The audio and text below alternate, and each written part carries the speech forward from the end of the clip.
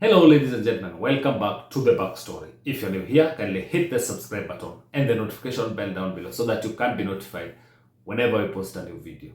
Now, ladies and gentlemen, finally, Fred Okengo Matiang'i is now out and about campaigning for candidates who are vying on a Jubilee ticket.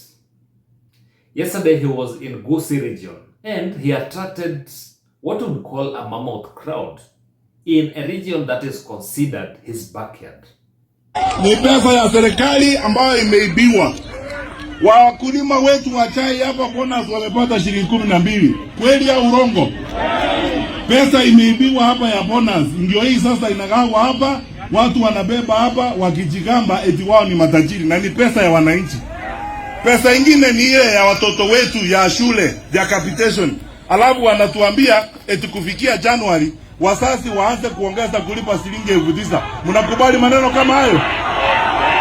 Tumekuwa kwa uongozi nchi hii. Mimi nilikuwa waziri wa elimu. Tumekuwa na Mheshimiwa Uhuru Kenyatta. Tulikuwa na free primary and free secondary education. Tukasaidia shule. Tumechenga mwongoli pale juu. Tumefanya project hapa. Hawa watu iko kazi wamefanya hapa. Sasa kazi yao ni matusi na kupita hapa wakijaribu kuonga watu. Mimi nawaomba mkiona hao watu wawape pesa yote mkule namna gani? Mchukue kwa sababu pesa ni yenu. Na msiwaachilie watoke bila kutoa pesa yote. Wakisimamisha magari hata mna inspect hiyo magari, mnahakikisha pesa yote iko ndani, mumeichukua, mumepeleka sababu ni pesa ya serikali. Tumekubaliana na nyinyi wananchi. Nyinyi ni watu werevu na tumekuwa pamoja na nyinyi. Sisi kwanza hapa kwa mpaka tumeishi kwa amani bila shida yoyote. Sasa hawa kazi yao imewashinda ni kurandaranda hapa, kutoa pesa na kujigamba. Pesa mchukue yote.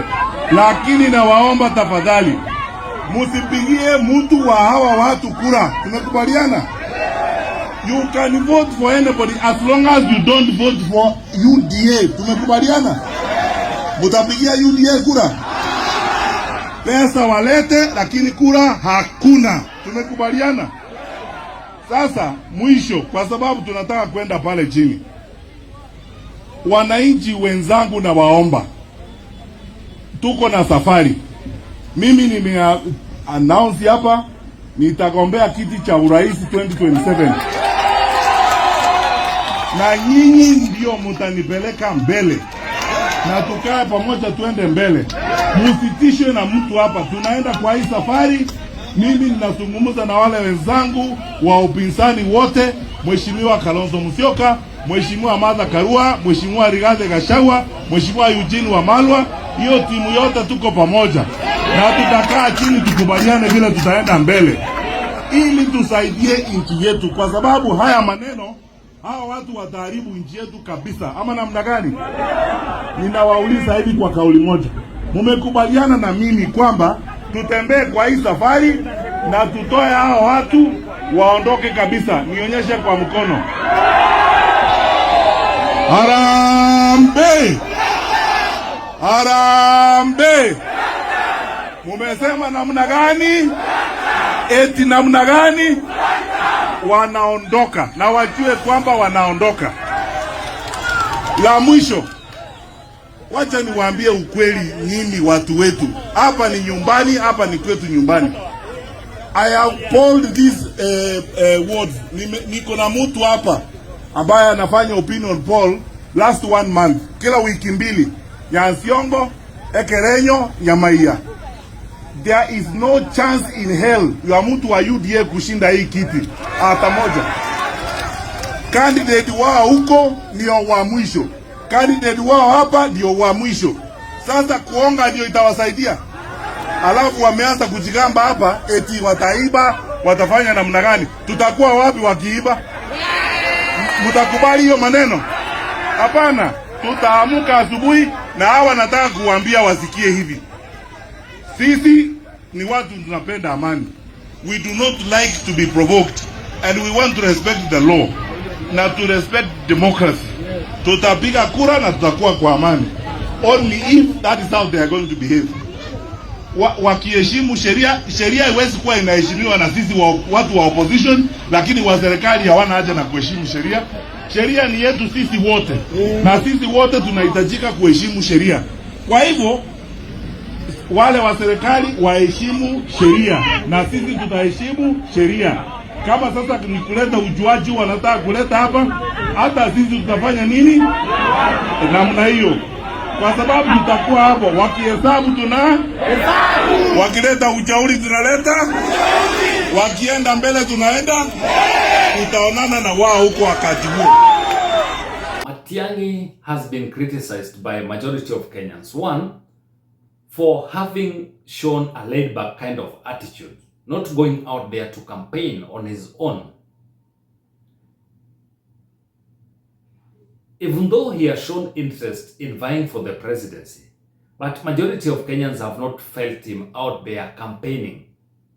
And people are saying that he was kind of lurking in the shadow of former President Uhuru Kenyatta, in a way that it's like he wanted the former president to go out there and campaign for him.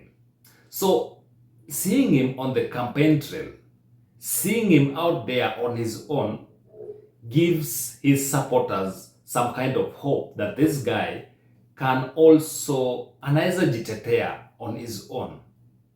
And the talk out there was that he should go and consolidate votes in his backyard, which is the Gusii region.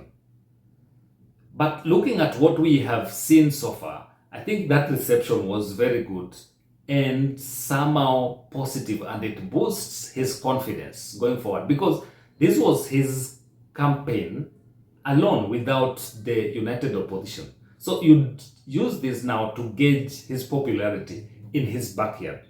And the outcome of these by-elections, even though they are for MCAs, the outcome of these by-elections are very, very important to Matiang'i, because if his party manages to win these seats, then that will be a vote of confidence from his backyard, which is Gusiiland. Matiang'i has also been criticized for not working together with the united opposition. And this makes him somehow feel isolated and being looked as a lone ranger. Because whenever the united opposition has been out there campaigning, you don't see Kalonzo Musyoka, Rigathi Gachagua, and Eugene Wamalwa. But when you expect to see Matiang'i, he doesn't appear. If you ask majority of his supporters, they're saying that Matiang'i doesn't feel comfortable in the company of Rigathi Gachagua and Kalonzo Musyoka, because they feel that Rigathi Gachagua has already identified Kalonzo Musyoka as his preferred presidential candidate. But in politics, as it is said, there are no permanent friends and enemies. Rigathi Gachagua can settle for Kalonzo Musyoka now, but if Matiang'i can show that he has the support and he has the goodwill of the people, then there is no way Rigathi Gachagua cannot work with him. So he needs to go out there and campaign one on his own, solidify his backyard. But still, when it comes to working as a team, he can also go out there and work with the united opposition.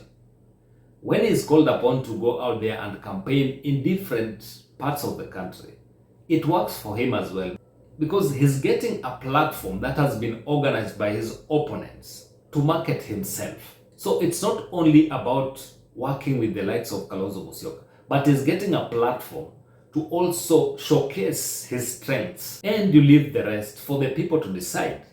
So he needs to go out there and market himself within his backyard and areas that are perceived to be the strongholds of his opponents. Then when the time comes to identify one candidate who is going to vie against President William Ruto, then he'd be able now to at least vouch for his popularity, and maybe he can be picked. So whatever we saw yesterday is a plus to Matiang'i going forward. I believe, or I hope he will maintain that momentum going forward. So ladies and gentlemen, that is it from us today. If you're new here, kindly hit the subscribe button and the notification bell down below so that you can be notified whenever we post a new video. Until next time, bye bye.